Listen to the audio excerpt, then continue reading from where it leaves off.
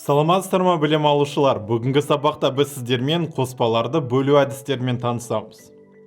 Өткен сабақтарда біз сіздермен қоспалардың түрін қарастырған болатынбыз. Нақтылап айтқан кезде гомогенді және де гетерогенді қоспалар. Мінекей, осы қоспаларды енді біз әртүрлі бөліктерге бөлуді үйренеміз. Негізінен қоспаларды тазарту кезінде 5 түрлі әдіс бар. Олар дистилдеу немесе айдау процесі деп аталынады, кристалдау, сүзу, магнитпен әсер ету және де тұндыру процестері.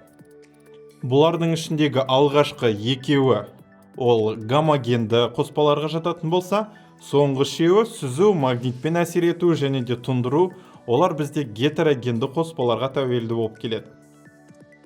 Әрқайсысына жеке-жеке тоқтала кетейік. Дистилдеу. Дистилдеу осылардың ішіндегі ең көп қолданылатын әдістердің бірі деп айтсақ болады. Мысал ретінде дистилденген су дегенді естігендеріңіз бар шығар.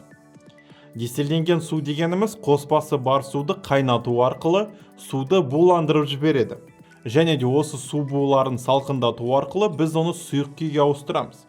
Мінекей, осы әдіспен алынған сұйықтық бізде өте таза сұйықтық болып саналады. Ал әдісіміз дистилдеу деп аталынады. Дистилдеуге тек қана суды емес, басқа да сұйықтықтарды жатқызсақ болады.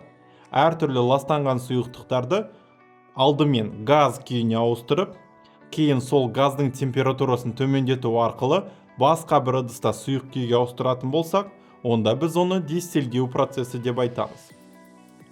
Дистилдеу немесе айдау процесін бір емес бірнеше рет жүргізсек болады.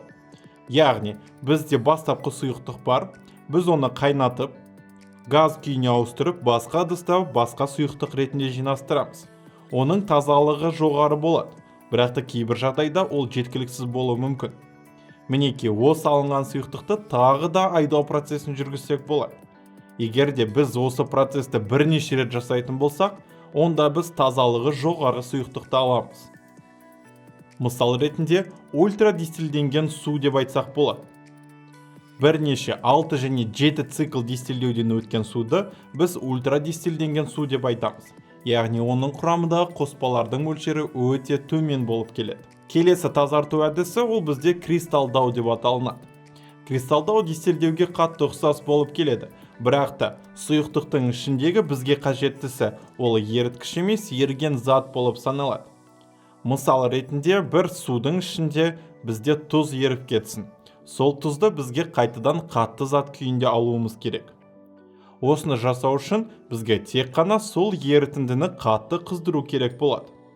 Қатты қыздырған кезде оның ішінде орналасқан сұйықтығымыз ақырында бу күйіне ауысып кетеді. Ал ішінде еріген тұз, қайнау температурасы және де балқу температурасы өте жоғары болғандықтан, ол ыдыстың түбінде кристалдана бастайды. Осы себептен де бұл әдісті кристалдау әдісі деп айтамыз. Осы әдіс арқылы сұйықтықтарда еріп кеткен тұздарды немесе әртүрлі қатты заттарды таза күйінде алып шықсақ болады. Сүзу әдісіне келетін болсақ, ол бізде гетерогенді қоспаларға жатады.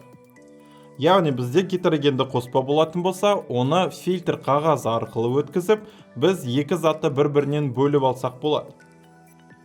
Бірақ та бұл жердегі бір затымыз фильтр қағазынан оңай өту керек та, ал екінші затымыз фильтр қағазынан өте алмау керек. Мысал ретінде су мен құмның қоспасын айтсақ болады. Су мен құмды бір-бірімен араластыратын болсақ, біз гетерогенді қоспаны аламыз. Және де осы қоспаны фильтр қағазы арқылы өтетін болсақ, яғни сүзетін болсақ, онда фильтр қағазында құм қалып қалады, ал ары қарай өтіп кететін су таза күйінде шығады. Бізде табиғатта табиғи фильтрлар жеткілікті болып келеді. Табиғи фильтрлардың қатарына мысал ретінде топырақты да жатқызсақ болады. Барлығымыз білеміз ғой, жер асты сулары деген бар. Олардың тазалығы өте жоғары болып келеді. Мінекей, жер асты сулары жоғарыдан түскен судың астыға дейін осы топырақтың бойымен жүріп, барлық заттарды сол топырақтың бойында қалдырып кетуімен түсіндіріледі. Ары қарай қозғалатын болсақ, магнит. Бұл жерде түсінікті шығар. Магнитпен әсер ету үшін қоспаның ішінде бір затымыз магнитке тартылу керек, ал екінші затымыз магнитке нейтралды түрде болу керек. Мысал ретінде темір үгіндісі мен күкірт үгіндісін қарастырсақ болады. екеуін бір-бірімен жақсылап тұрып араластыратын болсақ, бір қараған кезде бөлу өте қиын сияқты болып келеді. Бірақ та осы қоспаның бетінен магнитпен жүргізетін болсақ, онда ол сол қоспаның ішіндегі темірді өзіне толықтай тартып алады. Ал астында магнитке тартылмаған күкіртіміз де таза күйінде қалады. Келесі әдісіміз тұндыру әдісі болып саналады. Тұндыру әдісі гравитацияның арқасында жұмыс істейді. Егер де екі зат бір-бірімен араласып кететін болса, гравитация әсерінен тығыздығы төмен заттарымыз жоғары шығып, ал тығыздығы жоғары заттарымыз астыға түсе бастайды. Оған мысал ретінде су мен май, су мен бензин, су мен әртүрлі бір басқа органикалық қосылыстарды қарастырса болады. Көп жағдайда ол заттарымыз бір-бірімен араласпайды және де тығыздық бойынша екі бөлікке бөлінеді. Екеуі де сұйықтық болғандықтан, ол жерде толықтай бір-бірінен бөлу үшін бізге бөлгіш воронка қажет болады. Бөлгіш воронка арқылы біз астындағы сұйықтықты ағызып тастап, үстіндегі сұйықты артық қалдыра саламыз. Тура солай тағы да тұндыру процесіне біз саз бен құмды қарастырсақ болады. Саз бен құм бізде толықтай араласып кеткен болып келеді. Бірақ та егер де оны сумен араластыратын болсақ, белгілі бір уақыттан кейін құм астыға түсіп, сазымыз бетіне шыға бастайды. Олардың тығыздықтары әртүрлі болған себептен әрине.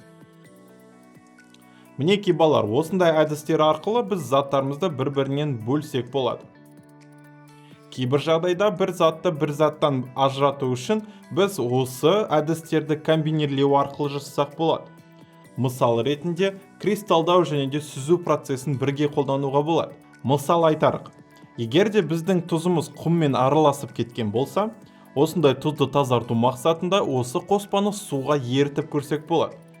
Суды араластырған кезде сол қоспаның ішіндегі тұзымыз суда ериді, ал құм суда ерімей қалады.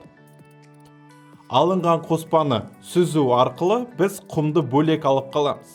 Ал тұзымыз суда еритін болғандықтан фильтр қағаз арқылы оңай өтіп кетеді. Сонда бізде алынған затымызда су мен тұз болады. Осы қоспаны кристалдау процесіне жіберетін болсақ, онда біз таза тұзды аламыз. Кейбір әдістеріміз тым оңай болып келеді, және де олардың кейбір жағдайларда қиын әдістер қолданылуы мүмкін. Мысалға, тұндыру процесі өте ұзақ процесс болып кететін болса, оның орнына біз центрифугалауды қолдансақ болады. Центрифугалау тура тұндыру процесіне ұқсас болып келеді, бірақ та әлде қайда жылдамырақ жүргізеді.